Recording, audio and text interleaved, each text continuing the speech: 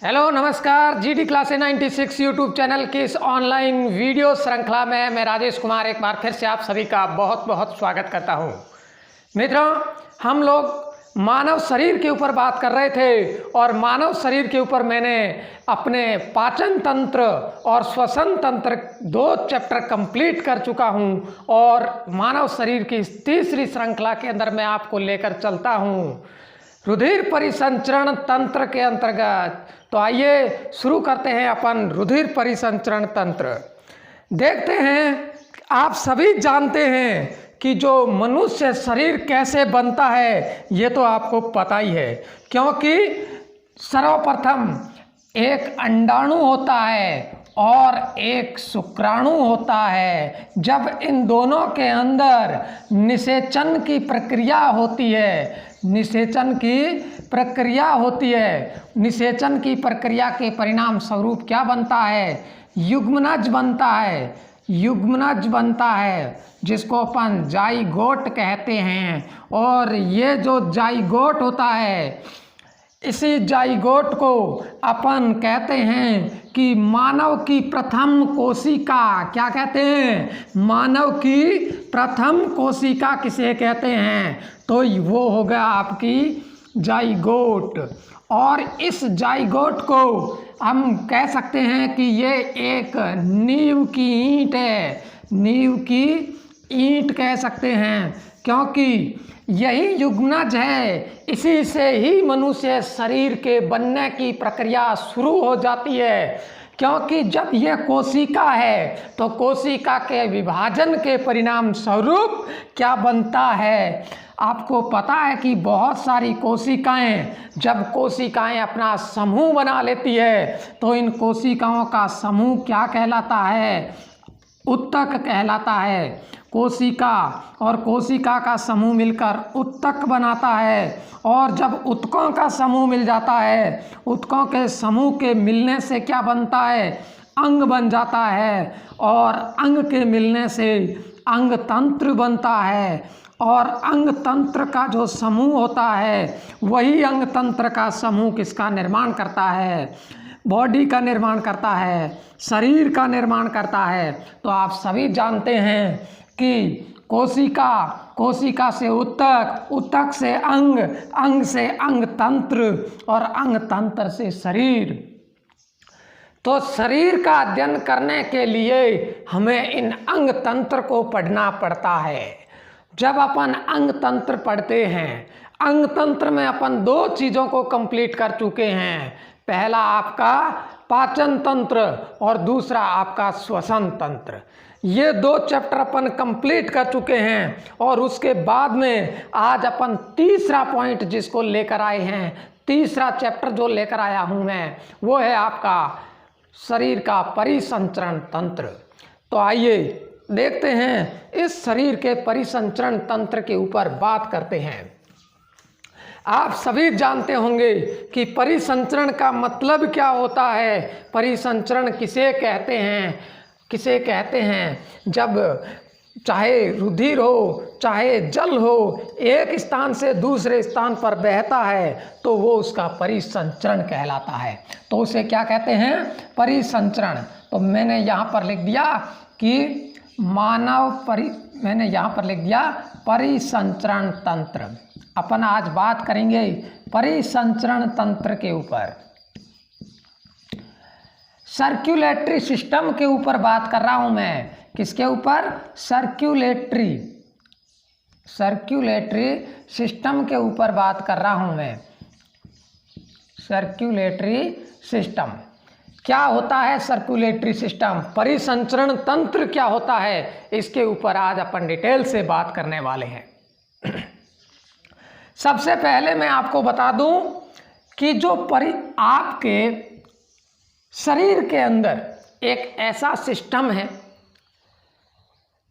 जब आपको मान लीजिए कोई सांप काट लेता है, मान लीजिए आपकी हथेली पर सर्प ने काट लिया।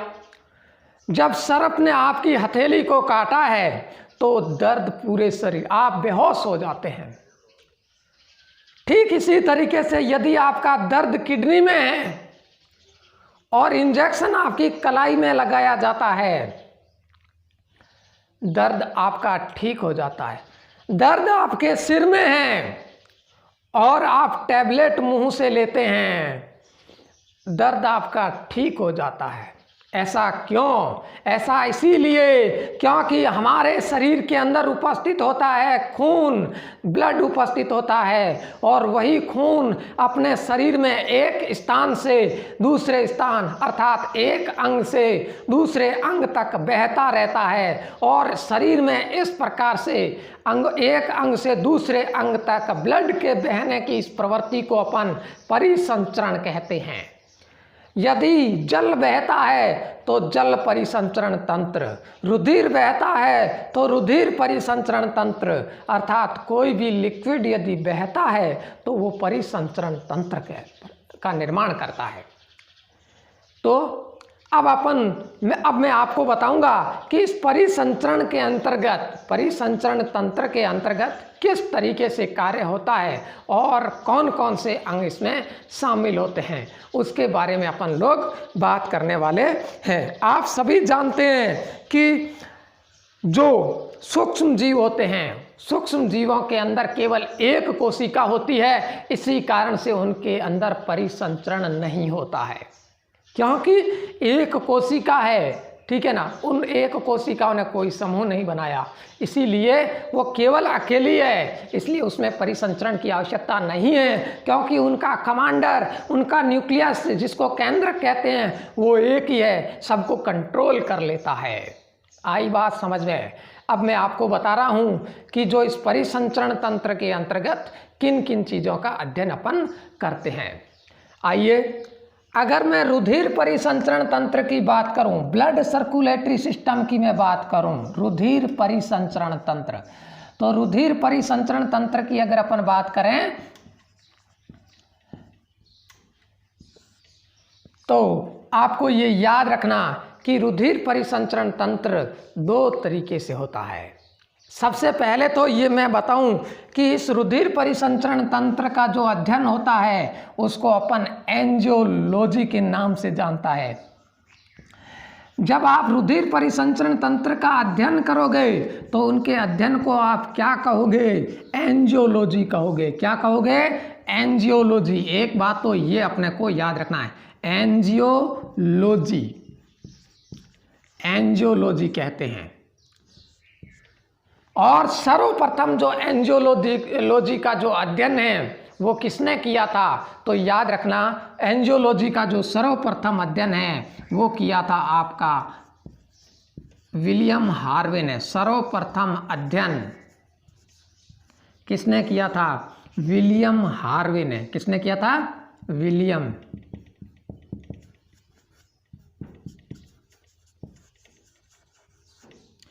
तो विलियम हार्वे ने सबसे पहले रुधिर परिसंचरण तंत्र का अध्ययन किया था, इसीलिए विलियम हार्वे को अपन कहते हैं फादर्स ऑफ एंजियोलॉजी। एंजियोलॉजी। तो फादर्स ऑफ एंजियोलॉजी किसे कहोगे आप? तो विलियम हार्वे को कहोगे। क्या कहोगे? Fathers of angiology. बात समझ में आई कि नहीं आई? तो fathers of angiology William Harvey. William Harvey ने देखा कि जब जीव अलग अलग प्रकार से कैटेगरी वाइज बांट दिए गए हैं, किसी जीव के अंदर परिसंचरण तंत्र अलग तरह का दिखाई दे रहा है, बाकी जीवों के अंदर परिसंचरण तंत्र अलग तरह का दिखाई दे रहा है, इस अलग अलग को इन्होंने दो प्रकार से बांट दिया। इन्होंने कहा कि जो परिसंचरण तंत्र होता है वो परिसंचरण तंत्र दो प्रकार का होता है। एक परिसंचरण तंत्र होता है open type, open circulatory system, जिसको अपन खुला परिसंचरण तंत्र कहते हैं, खुला परिसंचरण तंत्र। और दूसरा जो परिसंचरण तंत्र है जिसको अपन कहते हैं बंद प्रकार का परिसंचरण तंत्र। क्या कहते हैं? क्लोज सर्कुलेटरी सिस्टम, जिसको अपन बंद प्रकार का परिसंचरण तंत्र कहते हैं, बंद परिसंचरण तंत्र।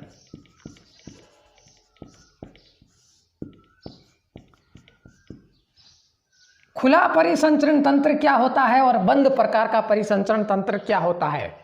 आप सभी जानते हैं, आपके अंदर जो ब्लड चल रहा है वो ब्लड नलिकाओं से होते हुए एक अंग से दूसरे अंग तक पहुंच रहा है, लेकिन सभी जीवों में ऐसा नहीं होता है। बाकी जो निम्न कैटेगरी के जीव है, जो सर्वप्रथम विकसित हुए से, उन जीवों के अंदर जो ब्लड है उनकी बहने की प्रवृत्ति नलिकाओं में नहीं थी, बल्कि वो डायरेक्ट बह रहा था शरीर के अंदर। तो उन जीवों को एक नुकसान होता था, यदि कहीं कट लग जाता है तो ब्लड लॉस होने की संभावना सबसे अधिक होती है। तो कहने का मतलब ये हो गया, अभी भी ऐसे जीव है जिनके अंदर क्या पाया जाता है, खुले प्रकार का परिसंचरण तंत्र पाया जाता है। तो मैं यहाँ पर लिख रहा हूँ कि इसमें नलिकाओं की जरूरत नहीं, अर्थात नलिका विहीन जो रक्त परिसंचरण है वो कौन सा है, खुला प्रकार का परिसंचरण तंत्र, नलिका विहीन तंत्र है। इसके अंदर क्या कौन कौन से जीव आते हैं, तो सबसे पहले तो अपने को याद रखना कि एक ऑर्थोपोडा संघ है। ऑर्थोपोडा जंतु जगत का सबसे बड़ा संघ जिसको कहते हैं ऑर्थोपोडा। उस ऑर्थोपोडा के अंतर्गत क्या शामिल करते हैं, आपको पता है कि ऑर्थोपोडा के अंदर कौन कौन आते हैं। जो इंसेक्ट जितने भी होते हैं, कीट होते हैं, वो सभी कीट किस में आते हैं, वो कीट आते हैं आपके ऑर्थोपोडा संघ के अंदर। और ऑर्थोपोडा जंतु जगत का सबसे बड़ा संघ है। ये परीक्षा में पूछा हुआ क्वेश्चन है कि जंतु जगत का सबसे बड़ा संघ कौन सा है, ऑर्थोपोडा।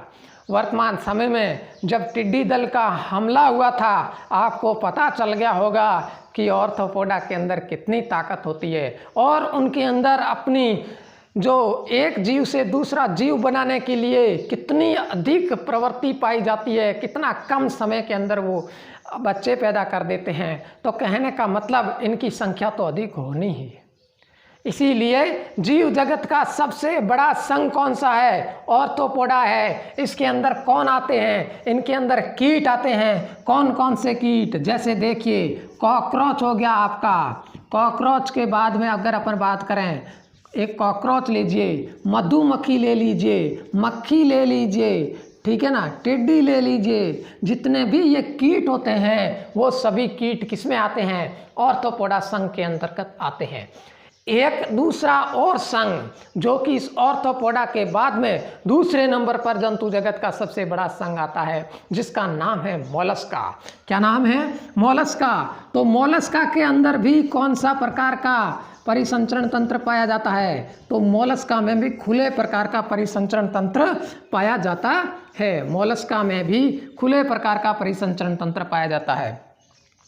मोलस्का में कौन आता है, मोलस्का में आपके आते हैं, मोलस्का के अंदर नाम सुना होगा एक समुद्री जंतु जिसका नाम है घोंगा। क्या नाम है, घोंगा कहते हैं जिसको अपन स्नेल कहते हैं। क्या कहते हैं, स्नेल के नाम से भी जानते हैं। और ये घोंगा एक समुद्री जीव है जिसका उपयोग, समुद्री जीव है, इस जीव का उपयोग मंदिरों के अंदर जो शंख होते हैं, शंख बनाए जाते हैं, इनके शरीर से शंख बनाए जाते हैं। मंदिरों में जो शंख होते हैं वो शंख इस घोंगे या सीपी के खोल से बनाए जाते हैं। यह बात अपने को याद रखना। इसको अपन सीपी के नाम से भी जानते हैं। इसको अपन एक मोलस्का के अंदर एक और जीव है जिसका नाम है ऑक्टोपस। क्या नाम है, ऑक्टोपस। तो याद रखना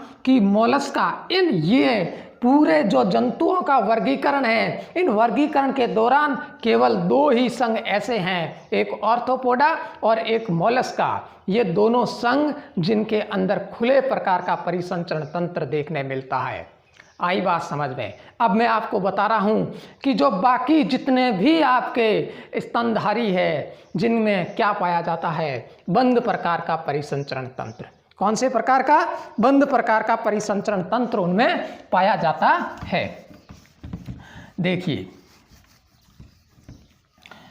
जो बंद प्रकार का परिसंचरण तंत्र होता है, बंद प्रकार के परिसंचरण तंत्र में यहाँ पर मैं लिख रहा हूँ नंबर 2 और मैंने यहाँ पर लिख दिया बंद परिसंचरण तंत्र, बंद परिसंचरण तंत्र। और जो बंद परिसंचरण तंत्र होता है जिसको अपन क्लोज सर्कुलेटरी सिस्टम कहते हैं, सर्कुलेटरी सिस्टम कहते हैं, क्लोज सर्कुलेटरी सिस्टम, बंद प्रकार का जो परिसंचरण तंत्र होता है, ये बंद प्रकार का परिसंचरण तंत्र अधिकांश मैमल्स में पाया जाता है। कौन कौन से मैमल्स? जैसे घोड़ा, बकरी, गाय, भेड़, ऊंट, जितने भी जो स्तनधारी है उन सभी स्तनधारियों के अंदर कौन से प्रकार का? बंद प्रकार का परिसंचरण तंत्र पाया जाता है। और बंद प्रकार का परिसंचरण तंत्र नलिका युक्त होता है। कैसा होता है? नलिका युक्त जो परिसंचरण बंद प्रकार का परिसंचरण तंत्र होता है, ऐसा ब्लड जो शरीर के अंदर एक नलिका से दूसरी नलिका तक पहुंचता है, अर्थात बंद ब्लड रहता है। तो इसका मतलब यदि एक जगह चोट लगती है तो ब्लड लॉस की संभावना कम रहती है। आइए, और ये जो नलिकाएं होती है, कौन कौन सी नलिकाएं हैं, इनके अंदर काम कैसे करती है ये नलिकाएं, इन तमाम जानकारियों को लेकर मैं आपके लिए आया हूं। तो आइए आज अपन विस्तार से बंद प्रकार के परिसंचरण तंत्र के अंतर्गत बात करेंगे। क्यों? क्योंकि हम पढ़ रहे हैं ह्यूमन बॉडी और मानव शरीर के अंदर कौन सा प्रकार का ब्लड तंत्र पाया जाता है, तो वो है बंद प्रकार का परिसंचरण तंत्र। तो अपन शुरू कर रहे हैं कौन से प्रकार के? बंद प्रकार के परिसंचरण तंत्र। तो अपन मानव परिसंचरण तंत्र के ऊपर आप डिटेल से अब अपन बात करेंगे। रुधिर परिसंचरण तंत्र की अगर मैं बात करूं तो रुधिर परिसंचरण तंत्र के अंतर्गत 3 चीज़ों को शामिल करते हैं। कितनी चीज़ों को? 3 चीज़ों को शामिल करते हैं। देखो इधर मैं आपको एक कहानी सुनाता हूं। क्या होता है कि एक किसान होता है, वो किसान अपना कुआं खोदता है, कुएं के ऊपर वो अपना एक पंप लगाता है और उस पंप से वो क्या करता है, अपने खेत की क्यारियों तक पाइपलाइन के द्वारा पानी का संचारण करता है, अर्थात परिसंचरण करवाता है। ठीक इसी तरीके से अपने को समझना है कि जो एक मानव शरीर है, वो मानव शरीर एक प्रकार का कुआं है और उसके ऊपर एक पंप लगा हुआ है। वो पंप आपका हृदय है और पाइपलाइन बिछी हुई है। वो पाइपलाइन आपकी धमनी और शिराएं हैं, रुधिर वाहिनियां हैं। और इसके अंदर जो पाइपों में जो पानी चल रहा था, वो पानी आपका ब्लड है, खून है। तो कहने का मतलब ये हो गया कि जो मानव रुधिर परिसंचरण तंत्र है, ये मानव रुधिर परिसंचरण तंत्र 3 चीज़ों से मिलकर बना हुआ है। पहला तो आपने अभी पढ़ा, क्या होता है? ब्लड जिसको कहते हैं, जिसको अपन रुधिर कहते हैं। क्या कहते हैं? रुधिर कहते हैं। तो ब्लड हो गया पहला। दूसरा कौन सा है? दूसरा हार्ट है, जिसको अपन हृदय कहते हैं, जिसको अपन दिल कहते हैं। तो ये हो गया आपका हृदय। और तीसरा जो आपका पाइपलाइन है वो कौन सी है? वो है रुधिर वाहिनियाँ, जिसके ब्लड वेसल्स जिसको अपन कहते हैं। तो ये रहा आपका रुधिर वाहिनियाँ, ठीक है ना। क्या है? ब्लड वेसल्स, ब्लड वेसल्स, ठीक है ना। तो कहने का मतलब 3 तरह से आप पढ़ेंगे रुधिर परिसंचरण तंत्र को। पहला तो ब्लड, दूसरा हार्ट, तीसरा रुधिर वाहिनियाँ। तो सबसे पहले अपन बात किसके ऊपर करने वाले हैं? रुधिर के ऊपर बात करने वाले हैं। ब्लड जिसको अपन कहते हैं, ब्लड। हिंदी में तो बहुत नाम है। आप इनको रुधिर कहिए, आप रक्त कहिए, आप खून कहिए, आप शोणित कहिए, आप लोहित कहिए, आप लहू कहिए।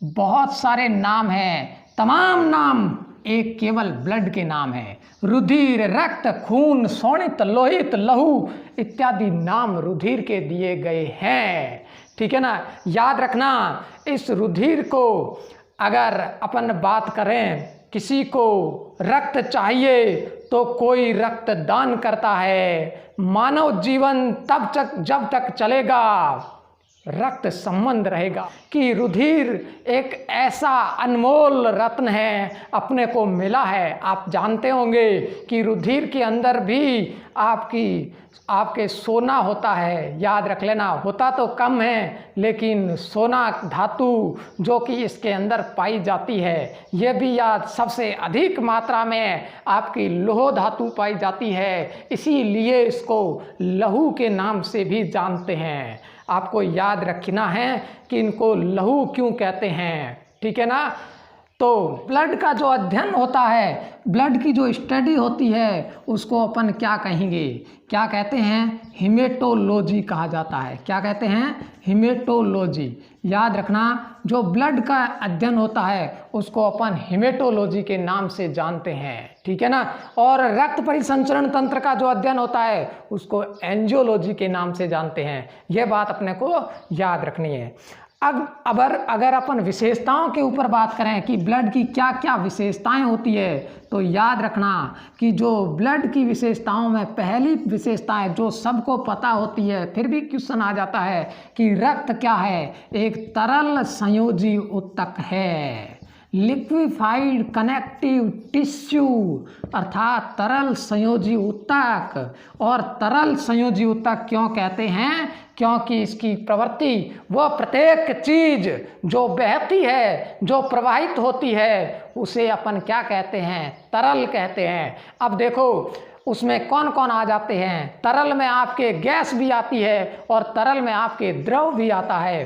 तो रक्त कैसा है, द्रव, तरल संयोजी ऊतक है, कनेक्टिव टिश्यू है अर्थात ऊतक, अर्थात इसका मतलब हो गया कि रक्त के अंदर बहुत सारी कोशिकाएं उपस्थित होती है। क्यों, क्योंकि ऊतक है, इसका मतलब कोशिकाओं का क्या है, इसके अंदर समूह है, बहुत सारी कोशिकाएं इसके अंदर उपस्थित रहती है इस रक्त के अंदर।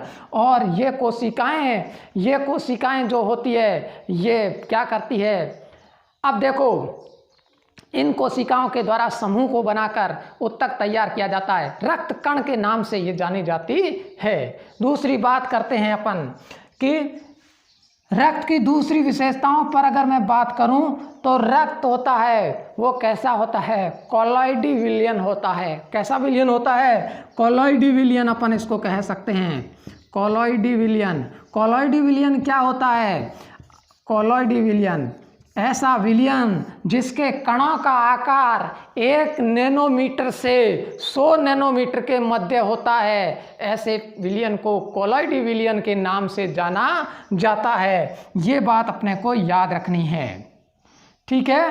अब अपन बात करें कोलॉइडी विलयन के बाद में, अगर तीसरी मैं बात करता हूँ कि रक्त होता है, रक्त का पीएच मान कितना होता है, तो रक्त का जो पीएच मान होता है, पीएच मान, रक्त का पीएच मान होता है 7.4। आपको पता है कि रक्त कैसा है, क्षारीय, क्योंकि 7 से पीएच मान क्या है, अधिक है, इसलिए ये क्षारीय। कैसा क्षारीय, हल्का दुर्बल क्षारीय अपन कह सकते हैं, दुर्बल क्षारीय। अब जो ये ब्लड है, इस ब्लड इसकी उत्पत्ति कैसे हुई। जब आप माँ के गर्भ में थे उस समय जब ब्लड की उत्पत्ति हुई थी, वो ब्लड की उत्पत्ति 3 भ्रूणीय जो स्तर होते हैं उनमें से कौन कौन से भ्रूणीय स्तर होते हैं, एक बार मैं आपको बता देता हूँ कि जो भ्रूणीय स्तर होते हैं, उन भ्रूणीय स्तर में जो सबसे बाहर की तरफ जो भ्रूणीय स्तर होता है, सबसे बाहर की तरफ, उसको तो कहते हैं एक्टोडर्म, जो सबसे पहले बनता है। क्या कहते हैं, एक्टोडर्म। और जो एक्टोडर्म के बाद में बनता है उसको कहते हैं एंडोड्रम, जो सबसे अंदर की तरफ बनता है। क्या कहते हैं, एंडोड्रम, ठीक है ना। और जो सबसे लास्ट में बनता है जिसका नाम है, जो बीच में इन दोनों के बीच में बनता है, उसका नाम है मीजोड्रम। और यही जो मीजोड्रम है, इसी मीजोड्रम के द्वारा किसकी उत्पत्ति होती है? ब्लड की उत्पत्ति होती है। ये याद रख लेना। तो चौथा पॉइंट क्या हो गया कि जो ब्लड की उत्पत्ति है वो उत्पत्ति किससे हुई? भ्रूणीय स्तर में, भ्रूणीय जनन स्तर में, भ्रूणीय जनन स्तर में मीजोड्रम से। लेकिन जो वयस्क मनुष्य होता है, वयस्क मनुष्य में जब यह ब्लड बनता है तो आप सभी को पता है, नाम सुना होगा अस्थि मज्जा, अर्थात कि अस्थियों के अंदर की गुहा, अस्थियों के अंदर की गुहा, वो मोटी और लंबी अस्थियाँ जिनके अंदर कैविटी पाई जाती है, उस कैविटी के अंदर किसका निर्माण होता है? उस कैविटी के अंदर आपके रक्त का निर्माण होता है। तो यहाँ पर मैं लिख रहा हूँ अस्थि मज्जा के अंदर, जिसको अपन बोन मैरो कहते हैं, बोन मैरो में किसका निर्माण होता है? रक्त का निर्माण होता है। तो याद रख लेना कि जो ब्लड है, ब्लड की उत्पत्ति भ्रूणीय जनन स्तर में तो मीजोड्रम से होती है, जबकि वयस्क अवस्था में किस में होती है? अस्थि मज्जा में। अर्थात आप जैसे ही भ्रूण से बाहर निकल जाते हैं, ठीक है, सर्वाइव करने लग जाते हैं बाहर आकर इस एनवायरनमेंट में, उस समय आपकी अस्थि मज्जा में ब्लड का निर्माण होता है। ये बात अपने को याद रखनी है, ठीक है। अब मैं आगे बढ़ता हूँ अगली विशेषताओं के ऊपर।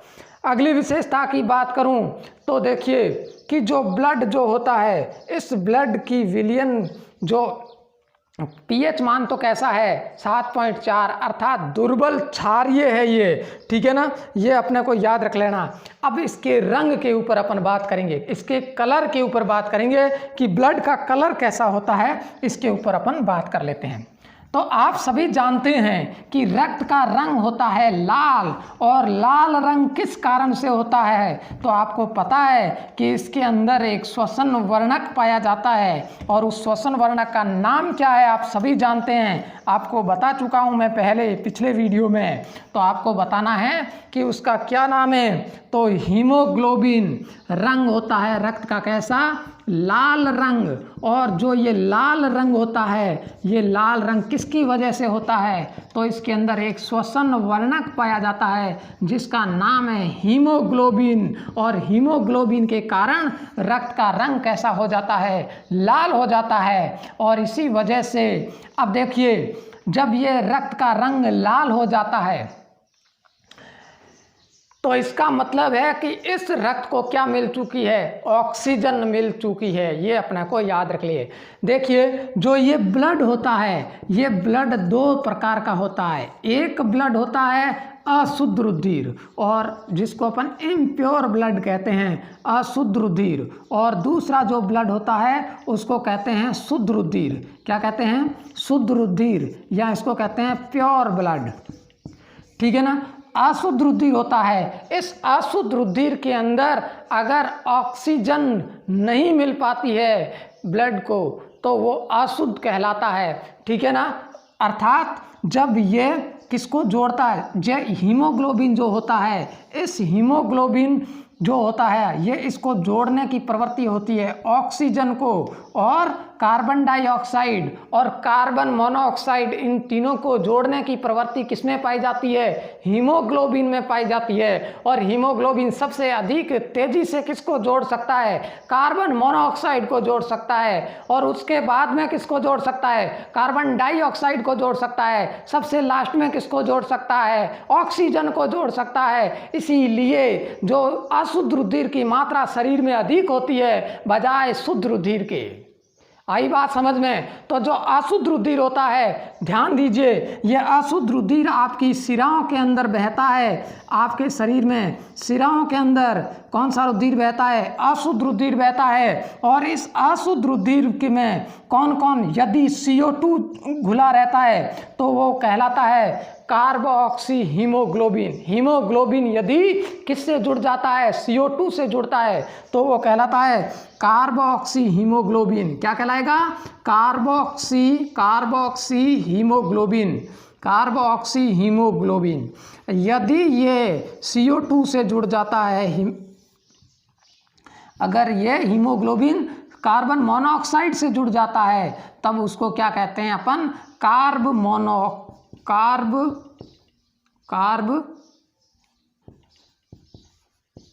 Mono haemoglobin. ठीक है, कार्ब मोनो हीमोग्लोबिन के नाम से जानते हैं। ये बात अपने को याद रखनी है। लेकिन यदि ऑक्सीजन के साथ में यदि ये रुधिर पहुंच जाए, और उस समय जो ये अशुद्ध रुधिर होता है ना, इस अशुद्ध रुधिर का जो रंग होता है वो या तो ब्लैक होगा, कैसा होगा? ब्लैक होगा, या नीले कलर का रंग होगा, नीला रंग होगा। ठीक है ना, या तो काला या नीला।